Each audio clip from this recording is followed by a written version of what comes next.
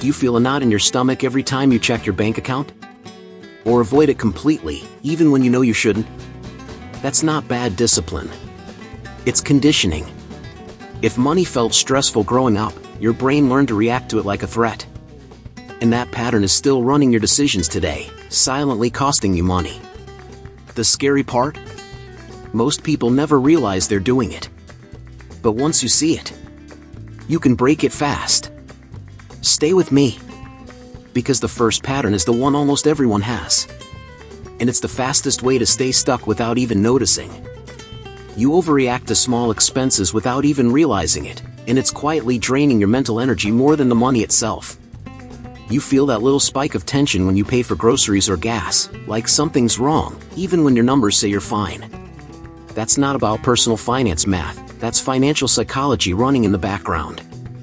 So here's the move: pause and ask yourself, is this actually a problem, or just an old pattern showing up again? Think about how in Friends, Chandler jokes about money stress even when things are stable. It's not the situation, it's the internal script. You might be doing the same thing without noticing. One of the simplest finance tips you can apply today is separating facts from feelings. Look at your bank account and say, okay, what's real here? Numbers don't lie, but your interpretation of them? That's shaped by old habits and emotional memory. Now here's where it gets practical. Every time you feel that tension, slow it down. Literally take 10 seconds and label the moment. This is a $40 expense, not a financial emergency. That sounds small, but this is how you start rewiring your money mindset. Over time, you train your brain to stop reacting and start evaluating. And when that shift happens, your ability to make smarter decisions around how to make money and manage it starts to level up fast. Most people never fix this because they never notice it. They just keep reacting, keep stressing, and think that's normal. But once you see it, you can't unsee it, and that's where everything starts to change. Because if small expenses trigger you this much, what's happening when you don't even look at your money at all? That's where it gets interesting. You avoid looking at your money, even when you know you should, and deep down, you already know that's costing you more than you think. It feels safer not to check your bank account, like if you don't look, nothing can go wrong. But that's not how personal finance works. Avoidance doesn't protect you, it keeps you stuck. Real financial education starts the moment you face your numbers, even if it's uncomfortable. It's kind of like that moment in The Office when Michael Scott avoids bad news hoping it'll fix itself, and it never does. You might laugh at that, but when it comes to your money habits, it's the same pattern. The difference is, this isn't a sitcom, it's your financial life. One of the most powerful finance tips you can apply right now is a simple 2-minute daily check. No pressure, no judgment, just awareness. Here's how you make it real. Open your banking app once a day, same time every day, maybe right after breakfast or before bed. Look at your balance, your last few transactions, and what's coming up. That's it. You're not trying to fix everything overnight. You're building familiarity.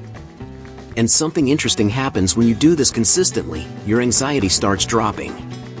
Because clarity kills uncertainty way faster than motivation ever will.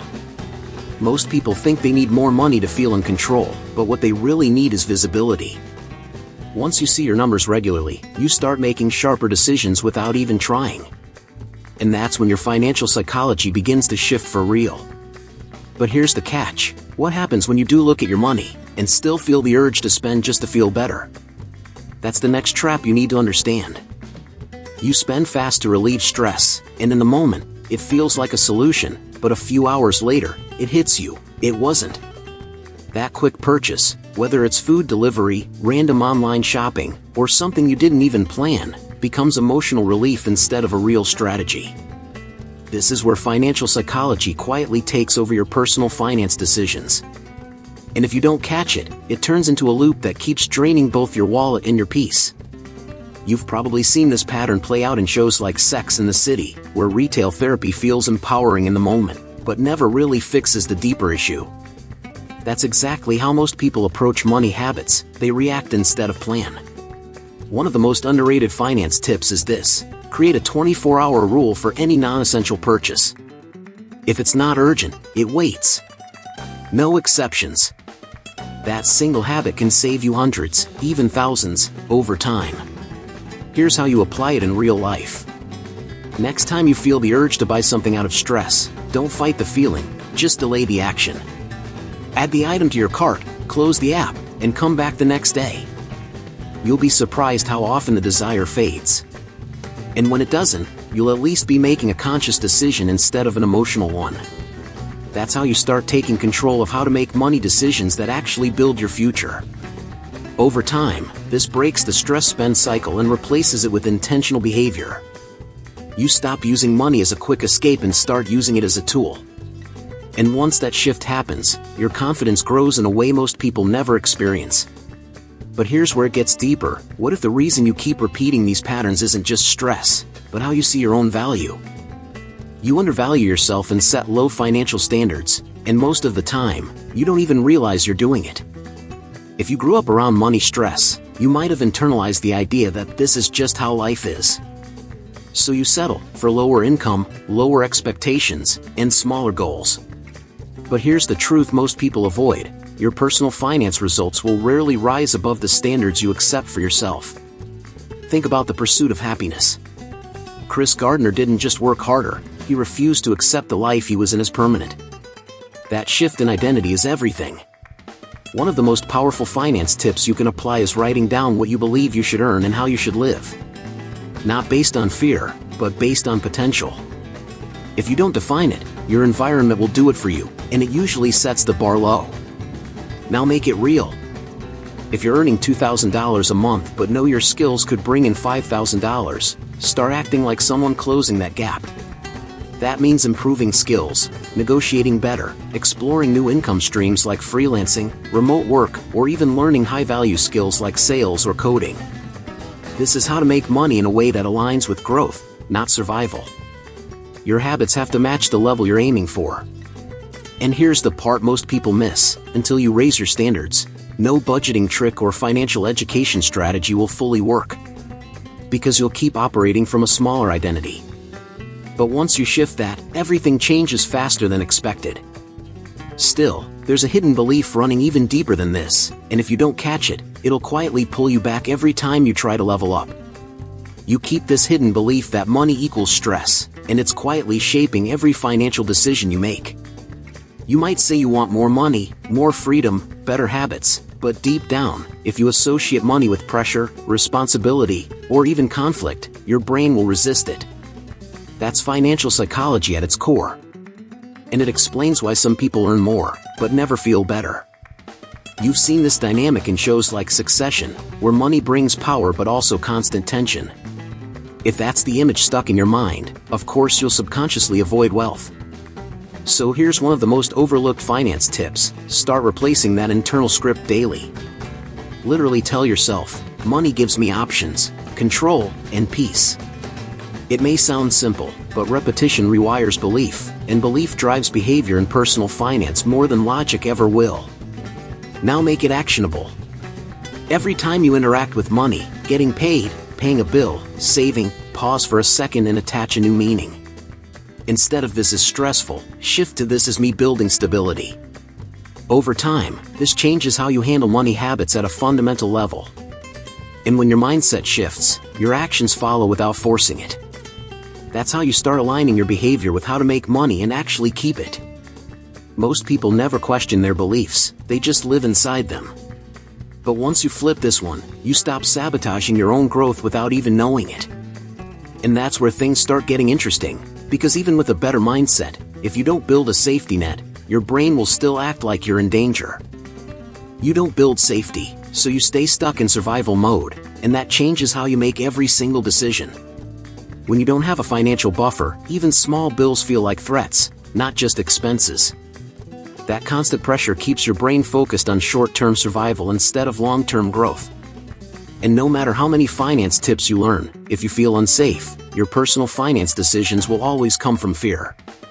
You can see this clearly in Breaking Bad, not the illegal part, but the emotional pressure Walter feels when money is tight. That urgency pushes people into reactive choices instead of strategic ones. In real life, it might not be that extreme, but the pattern is the same. Without savings, you rush decisions, accept bad deals, and avoid opportunities. That's why financial education always starts with one simple goal: build your first safety net. So here's the practical move. Set a target, your first $1,000 emergency fund. Not $10,000, not perfection. Just $1,000. Break it down, $100 per week, or even $20 per day if needed. Cut one subscription, cook more meals at home, redirect small amounts consistently. These money habits aren't flashy, but they're powerful. Because once you hit that number, something shifts, you stop reacting and start choosing. And that's the real game. Safety isn't luxury, it's the foundation for calm, strategic decisions about how to make money and grow it. When you feel secure, you think differently, you act differently, and you stop living on edge. But even with safety in place, there's one last piece most people overlook, and it has nothing to do with numbers, but everything to do with peace. You forget that peace with money is a skill, not something you magically feel when you hit a certain number in your bank account. A lot of people chase more income thinking that's the answer, but their anxiety just scales with it. That's where deeper financial psychology comes in, because if you don't learn how to handle money calmly now, more money won't fix it later. Real personal finance growth includes emotional control, not just strategy. You can see this contrast in The Pursuit of Happiness again. There are moments where everything is uncertain, yet the decisions come from clarity, not panic. That's the difference. One of the most underrated finance tips comes from a biblical principle in Philippians 4 verses 6 to 7, replacing anxiety with gratitude and intentional thought.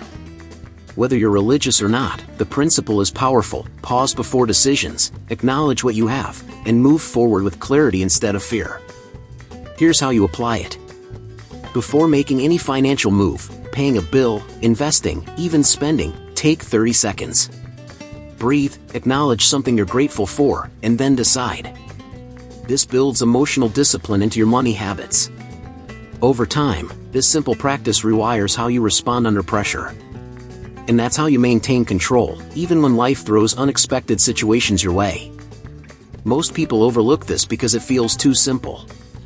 But simple doesn't mean weak, it means repeatable. And repeatable is what creates real change in financial education and long-term stability. Once you combine this inner control with everything you've seen so far, you start operating on a completely different level. Now the real question is, what happens when you finally connect all these patterns and see the full picture? Now think about it. How many times have you felt that quiet pressure around money? Like no matter what you do, it never feels like enough. That's where this whole journey started. But now you see it differently. You understand your money habits, your financial psychology, and how small daily actions shape your personal finance reality over time. And the truth is, most people never reach this level of awareness, which is exactly why they stay stuck. So let me ask you something real. What's the one habit you're going to change first? Is it checking your numbers daily? Is it stopping emotional spending? Or finally raising your standards on how to make money?